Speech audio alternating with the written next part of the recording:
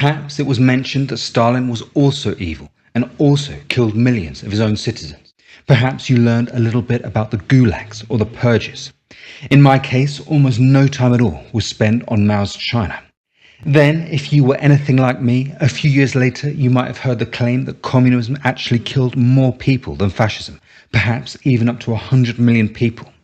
How could that have happened, I remember thinking. I knew that the Nazis had killed around 6 million Jews in the Holocaust. Could communism really have killed more than 10 times as many? How exactly did they die? I knew how fascism killed people, in death camps such as Auschwitz, but how exactly did they die under communism? In this video, I want to explain that. Here is a rough breakdown of the deaths due to communism put into 3 categories: famine, labour camps, and direct violence. Now I'm going to go through them one by one. Since they caused the most deaths, we'll start with famine. As you can see, the number of people that died due to famine is absolutely incomparable to any other cause, and for that reason I'll spend the bulk of the video talking about it. The famines that happened under communism are absolutely mind-boggling. Communist Russia had 2 horrific famines, one in the early 20s and another in the early 30s. Together they killed about 12 million people. Communist China had only one major famine, but it was by far the worst famine in human history. It killed potentially up to 50 million people. That's more than double the next worst famine in history. So, why did the famines happen, and can they really be blamed on the communist policies? My goal in this section is to persuade you that yes, the communist policies absolutely were to blame. It was primarily due to a process known as collectivization of agriculture. That could also be called nationalization of agriculture. Others have also called it the enslavement of the peasantry. 1928 is when Stalin makes the decision to collectivize agriculture, or that is to enslave the peasantry, 100 million plus people.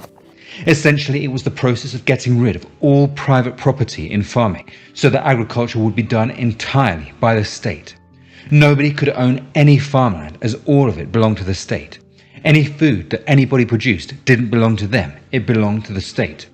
Of course, that meant that it would be the state that would decide how food was distributed, to which regions was food sent, and how much did each town or village get.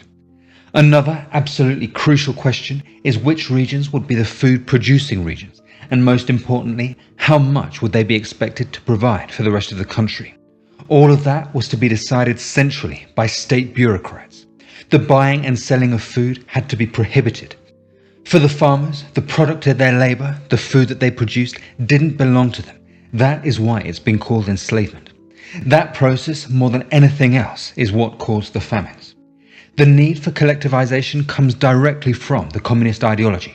The minute that you allow farmers to own the food that they produce or sell it, you have capitalism. To have true communism, all free trade has to be banned. If it's not, people will immediately start producing things and trading them. Before you know it, capitalism has slipped in through the back door. For committed communists such as Mao and Stalin, that was totally intolerable. That is why the collectivization of agriculture was essential to creating the communist utopia.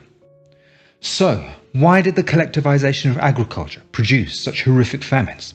To explain that, we need to take a closer look at what it looked like in practice. I'm going to start with how things happened in communist Russia.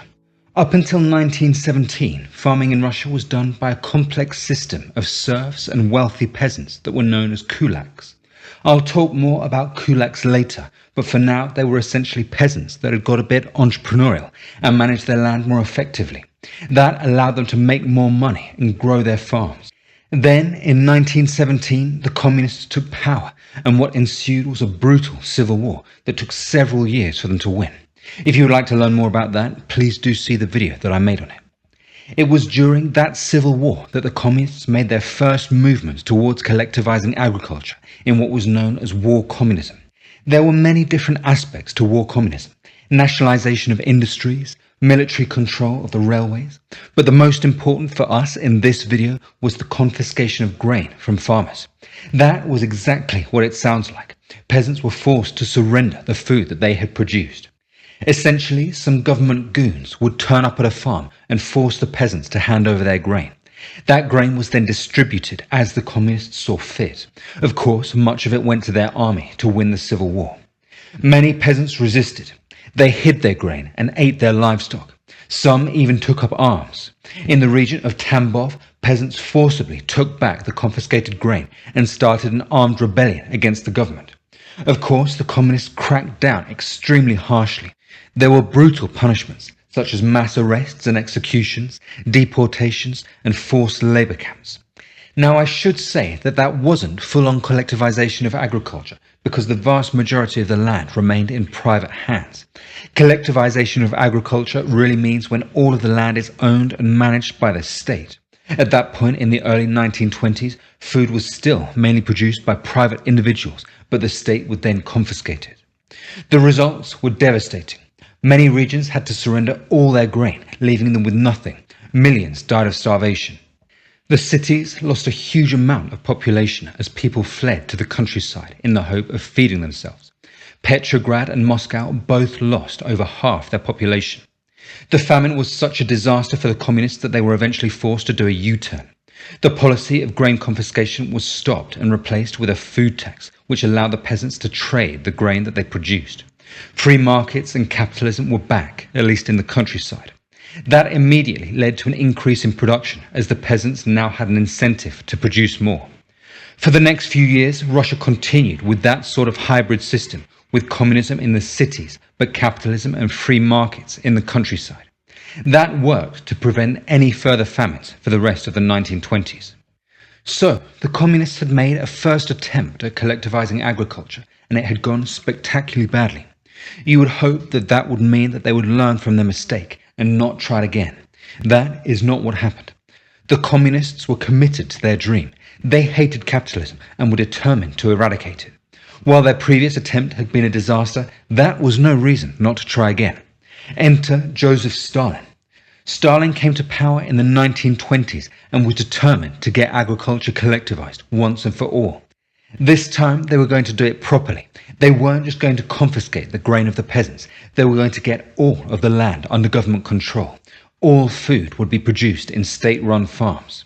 The process began in the late 1920s, and the speed at which it happened was astonishing. In October of 1929, about 7% of peasants were working in state-run farms. Only 4 months later, that was up to 50%. Now, if government ownership of land goes from 7% to 50% in 4 months, you might be thinking, well, what happened to all the people who owned the land before? I would love to tell you that they just had their land stolen from them and were forced to work on it as before. The truth is actually much worse than that. In fact, they were essentially the victims of genocide. Those better off land-owning peasants were known as kulaks. They were entrepreneurial peasants that had run their businesses effectively and managed to grow their wealth over time. The communists, of course, hated them and encouraged resentment amongst other peasants. The word kulak is actually a negative label that those people were branded. It literally means fist and alludes to the same idea as the phrase tight-fisted in English. Those people were said to have got where they had through exploitation. In truth, they had achieved their well-to-do position by being more competent, successful farmers. Eventually, the kulaks were made official class enemies of the Soviet Union and targeted brutally. In December of 1929, Stalin called for, quote-unquote, the liquidation of the kulaks as a class. He said, now we have the opportunity to carry out a resolute offensive against the kulaks, break their resistance, eliminate them as a class, and replace their production with the production of state farms. Those people, just for being relatively wealthy, were either to be executed or sent to forced labor camps. Up to 5 million people died. It was an official government policy of class-based genocide. On the land that had been expropriated from the kulaks, state-run farms were set up that were run by the government. Those farms would be run by officials from the Communist Party who often didn't know anything about farming. Virtually everything that the farm produced it was obliged to sell to the state for a very low price. Conditions for the workers were very poor. Wages were often months late, and food and clothing were terrible. Given that there wasn't enough food to go around even in the better years, people would often try to eat the food that they were producing. That was severely and violently punished. People also tried to get more food by having their own allotments. That was, of course, illegal, so had to be done in secret. Under communism, producing anything for your own consumption has to be illegal. People weren't even allowed to leave their jobs or move to a different region. There was actually internal passports that were used to stop anyone travelling that wasn't allowed to. In that sense, it was like slavery or serfdom. The workers weren't paid more or less depending on how much they produced, so their motivation to work was to avoid the punishments of not working hard enough. There weren't official punishments for not working. What happened was that people that weren't working hard enough would be accused of sabotage or stealing and subject to violence. The collectivization went on to cause an enormous famine that killed up to 9 million people. However, the question remains, why exactly did that happen? What about the collectivization caused the famine? The first and most simple answer is that production fell. That was for many reasons. First, the government had stripped land from the most productive farmers and put it under the control of government officials that had no experience of farming. The kulaks had become wealthy precisely because they were the most productive and competent farmers. By killing and exiling them, Russia had got rid of its best farmers. Another huge factor was that the new system eliminated the peasants' incentive to work hard to produce more. Don't forget the peasants didn't own what they produced. If they worked harder and produced more, they wouldn't get any benefit from it. When we look at the numbers, we do see that there was a fall in food production, but it wasn't actually that extreme. Essentially, food production fell from about 84 million tons in 1930 to 70 million tons in the next 3 years. However, in particular regions, the drop was much more severe. Particularly badly hit was Ukraine. There, production fell by an enormous 25%, from about 24 million tons to 18 million. Now, while that drop in production was significant, it definitely wasn't the whole story. That drop in food production was dramatically exacerbated by other decisions that the government took, in particular how it decided to allocate the food. Under capitalism, no individual controls the allocation of food. Food is distributed by a decentralized system of voluntary trade between people, what Adam Smith famously called the invisible hand. Under communism, that distribution is entirely determined by state officials. Essentially, it's the job of some government bureaucrat to decide how much food goes to each region. Those officials also have to decide how food is going to get from the net producing regions to the net consuming regions. Of course, in any society, it's necessary for there to be a net movement of food from the agricultural areas where it's produced to the areas where it isn't, such as the cities. Under capitalism, that happens through a decentralized process where farmers sell their produce to areas that need it. Under communism, how grain is distributed within a society is decided by the government. The government decides whether a region is going to be a net producer or a net consumer of grain, and by how much. For agricultural regions such as Ukraine, that would basically mean that they would be forced to hand over a certain amount of grain to the central government to be sent to other areas of the country. They would then be expected to feed themselves on what they had left over after the grain was taken.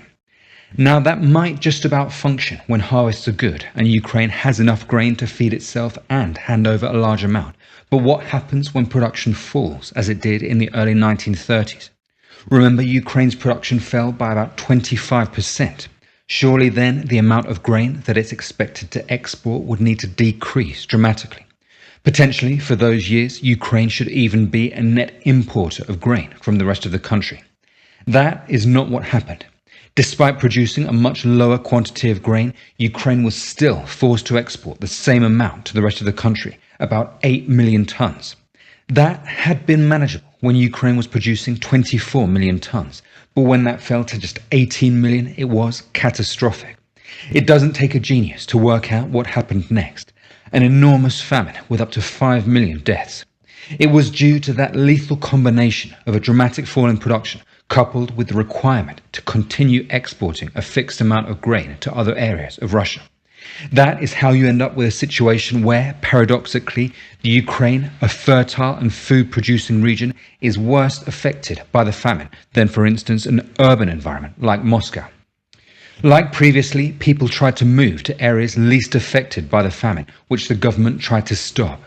Again, internal passports were used to stop people moving to the cities. In January of 1933 alone, about 200,000 Ukrainian peasants were caught trying to escape the famine and sent back to their villages. The majority were being sent to their deaths. Also unforgivable is that not only was the government forcibly exporting grain from Ukraine to other parts of Russia, but it was exporting it to other countries.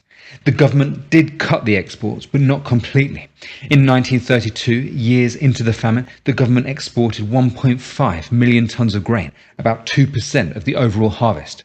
That grain would have helped enormously in the hardest hit areas. There is actually a debate between historians about whether the famine in Ukraine was deliberate.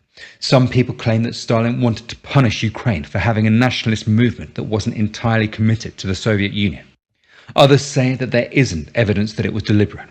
What is certain is that Stalin and the Russian leadership were aware of the famine and didn't care or act fast to alleviate the situation. By the mid-1930s, the situation had improved and the worst of the famine was over. The disaster of collectivization had damaged Stalin politically, but he had managed to do it. That famine in the early 1930s was the biggest in the Soviet Union. There was another one in 1946, which killed perhaps 2 million people, but the worst of it was over. By that time, communist famines had killed roughly 15 million people.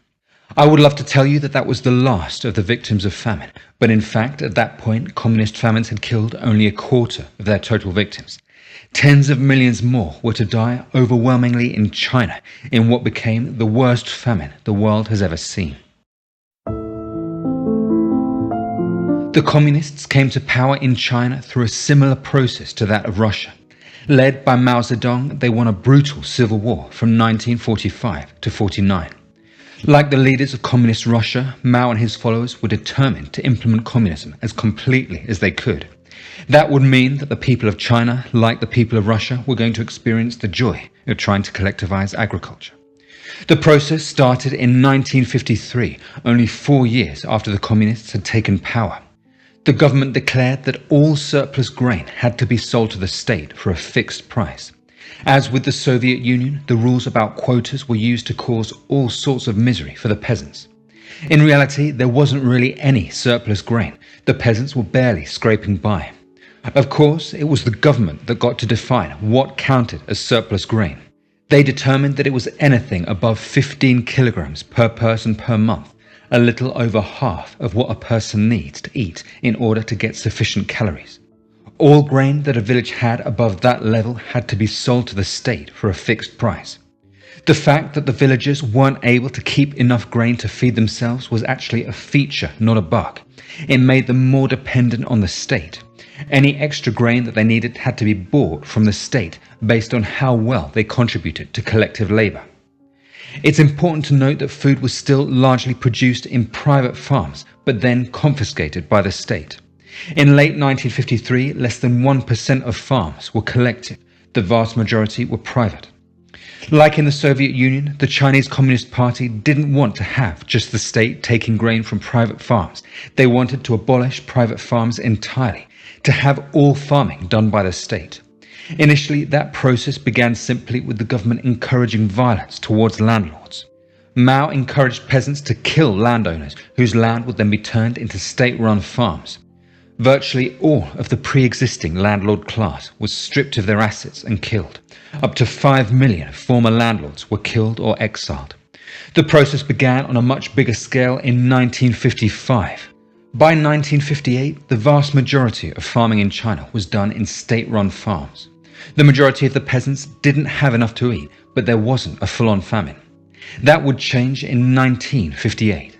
Mao wanted to embark on an enormous program called, ironically, the Great Leap Forward. It encompassed a whole load of policies, many of them absolutely mental and with horrific consequences. One of Mao's most bonkers policies was to get the peasants making steel. China needed more steel if it was going to be able to keep up with the advanced capitalist countries. He wanted to get all the peasants to try their hand at steelmaking at home. That went about as well as you would imagine. The peasants didn't know what they were doing since they didn't have any experience producing steel and they didn't have the equipment that they needed. The peasants were to produce steel out of scrap metal in small wood-burning furnaces. The steel produced was of low quality and not useful for anything. Anyone who knew anything about steel production would have been able to predict that, but Mao didn't like experts. Also, people were worried that if they criticized the plan, they would be killed, so nobody did anything. The DIY steel production also took precious time and energy away from food production. Peasants were actually told to prioritize producing steel over producing food. Another of Mao's fantastic ideas was to launch a war against pests. One of the pests that he sought to eliminate was sparrows. Sparrows were believed to steal large amounts of grain, so they were shot and their nests destroyed. That totally backfired. The sparrows were actually playing an important role in keeping down the population of much more destructive pests, locusts. With the sparrows gone, the locust population soared, leading to enormous crop losses. Those crazy policies led to a significant drop in grain production. As you can see, there was a 30% drop from 1958 to 1960. Given that even in 1958 the majority of people weren't getting enough calories, that drop was always going to cause widespread hunger. However, just like in the Soviet Union, that drop in production was massively exacerbated by other terrible policies. Rules about how grain was allocated meant that it was taken from where it was needed and given to where it wasn't.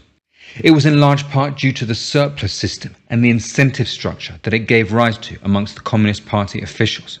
Essentially, if you were the Communist Party official in charge of a particular region, one of the ways that you could gain kudos and advance your career was by having your region produce a really big surplus of grain to be exported to the rest of China. If your region was producing enough grain to feed itself and export tons of grain to the rest of China, that showed that you must be running it well and the collective farms must be being productive. It doesn't take a genius to work out what happened next. The officials wanted to report the biggest surpluses that they could, so they would squeeze their regions for absolutely everything that they had. The more of the grain that you let your region keep to feed itself, the lower the surplus that you would be able to report to the Communist Party HQ. The officials didn't leave their regions with anywhere near enough grain to feed themselves, and so people starved. The resulting famine was, to put it simply, the worst in human history, and it's not even close. There were more than 40 million deaths, more than twice as many as the second worst famine in history. So, famines were by far the biggest reason that people died under communism. However, they were far from the only cause. Tens of millions also died from forced labor camps, political purges, and massacres. First, I'll talk about labor camps. In communist Russia, the labor camps were known as gulags, and there were hundreds of them. Roughly 18 million people were sent to one at some point in their lives, of which about 1.5 million died. Conditions were as horrific as you would imagine. One Soviet official described them as such. Among the prisoners, there were some so ragged and lice-ridden that they pose a sanitary danger to the rest. These prisoners have deteriorated to the point of losing any resemblance to human beings. Lacking food, they eat rats and dogs. Gulags were the primary form of prison in communist Russia. Fear of being sent to one stopped people criticizing the regime. Even being suspected of being against communism was enough to get you sent to one. Those tactics terrorized the population. One woman who lived in the 1920s wrote about the experience. "At home, we never talked about politics or anything like that," she said. "Father always said, 'The walls have ears.' Once he even showed us how to hear our neighbor's conversation by listening through a glass against the wall. Then we understood. From then on, we too were afraid of our neighbors." The Russian gulags effectively ended with the death of Stalin in 1953. Much less is known about the prison camps in China, likely because the regime that set them up is still in charge and prevents the study of them. They function very much the same as the labor camps in Russia. Prisoners were used as slave labor to make anything from tea to coal. The conditions were of course horrific and huge numbers died. We don't know exactly how many. Estimates range from 15 to 30 million. The final way that I'm going to talk about people dying under communism was due to direct violence. That took many forms, from purges of political opponents to peasant-on-peasant massacres. I talked earlier about the mass killings of wealthy peasants known as kulaks in communist Russia. Up to 5 million may have died. There was also Stalin's famous purge in the 1930s, which killed about 1 million people. In that episode, the majority of the victims were actually members of government. Stalin murdered his military officers, his diplomats, his intelligence officials, his party officials. It's important to emphasize that those were the elites, the people most loyal to Stalin and the regime. Those were the people who stuck with Stalin throughout the disastrous collectivization of agriculture. The Great Purge is actually quite difficult to explain. It's not totally clear why Stalin did it. One possible explanation is that Stalin wanted to break the will of his inner circle. Up until that point, many of those surrounding Stalin had been willing to debate him and have their own ideas. After the Great Purge, those people were psychologically broken and many committed suicide. Stalin was ramping up the level of fear amongst those around him and demonstrating his power. One of the unique aspects of the purge was the emphasis on obtaining confessions from people before they were executed. It wasn't enough just to kill someone. Stalin wanted them to confess to crimes that they hadn't committed. He was directly involved in that. He would receive drafts of the confessions before they were made public and even edit them, adding information about imaginary crimes. An example of this is the case of a man called Mikhail Tukhachevsky. He was one of the most senior army officers and their most talented military commander. He had played a key role in winning the Russian Civil War for the communists. Tukhachevsky was forced to confess that he was a German spy. That was, of course, preposterous, but it served its purpose. His handwritten confession still exists on blood-stained paper from where he was tortured. Why did Stalin do that? The confessions were useful as they legitimized the arrests and the executions. It also increased the number of people that were arrested, as each suspect was forced to name accomplices, and they too could then be arrested. The confessions were also useful to generate fear and suspicion amongst the common people. The message was that there are enemies of Russia everywhere, that you could trust nobody, except of course Stalin himself. In communist China, there were many massacres of many different types. Some of them were political purges, similar to Stalin's Great Purge. Others were non-political mass killings, often common people killing other common people. Here is a list from Wikipedia of those that happened between 1949 and 66. As you can see, there was a huge amount of violence during the Great Famine and the collectivization of agriculture. About 2.5 million of the deaths were due to violence. The first entry about land reform was essentially the Chinese equivalent of the massacre of the kulaks in Russia. It was where the communist government encouraged peasants to kill the former landlords of the old regime. The campaign to suppress revolutionaries and the anti-rightist campaign were, as the name suggests, essentially political purges. Anyone suspected of being against communism was targeted with violence. As you can see, millions died. A huge number of people also died in what is known as the Cultural Revolution that started in 1966. It was more than just a purge, it was an attempt to fully transform society. Its stated goal was to preserve Chinese communism by purging remnants of capitalist and traditional elements from Chinese society. Mao launched the revolution saying that bourgeois elements had infiltrated the government and society with the aim of restoring capitalism. He called for the population to kill anyone that might have sympathies towards capitalism or tradition. The people were more than happy to oblige. Much of the violence was actually carried out by students. They formed paramilitaries that were known as the Red Guard and given free rein to root out enemies of the revolution. They were to target what were known as the Four Olds.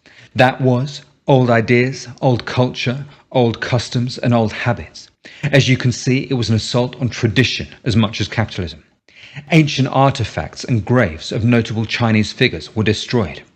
The Cultural Revolution also saw what were known as struggle sessions. Those were public humiliation and interrogation sessions where individuals were subjected to verbal abuse and violence. During a struggle session, the accused would be brought before a crowd of colleagues, neighbours or even family members.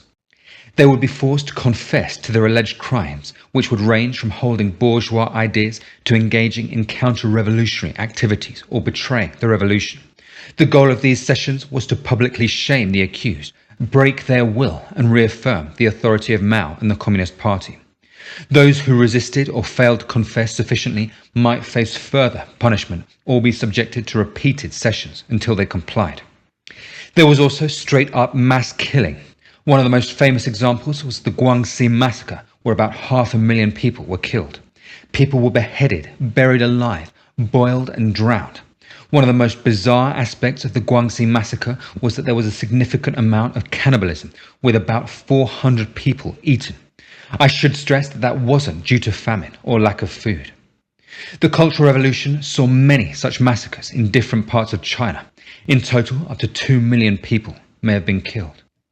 So far in the video, I've spoken almost entirely about China and Russia, And while those two are the most important communist countries, they're far from the only ones. One of the worst massacres in communist history actually happened in Cambodia. It was very similar to the purges in Russia and China. The Communist Party, known as the Khmer Rouge, wanted to get rid of anyone that was opposed to the revolution. They believed that the cities were filled with bourgeois elements that needed to be purged to create their ideal classless society. They forcibly evacuated Cambodia's cities, sending millions of people to rural labor camps in what became known as killing fields. Those that showed any sign of being an intellectual were most brutally targeted, such as doctors, religious figures, or even those who wore glasses. Many were executed outright, while others died from starvation, disease, or overwork. In total, about 2 million people died, about a quarter of the country's population. So, that is an overview of all the ways that people have died in communist regimes. How can we sum up? Well, I think the main thing that I want to impress upon you is that while the purges and the labour camps were probably more famous, it's actually the famines that killed most people in communist societies. Those famines were the direct result of communist policies, that lethal combination of a drop in production combined with regions being forced to export large amounts of grain to other regions even when they needed it. We can only hope and pray that humanity has learned its lesson and will never again try communism.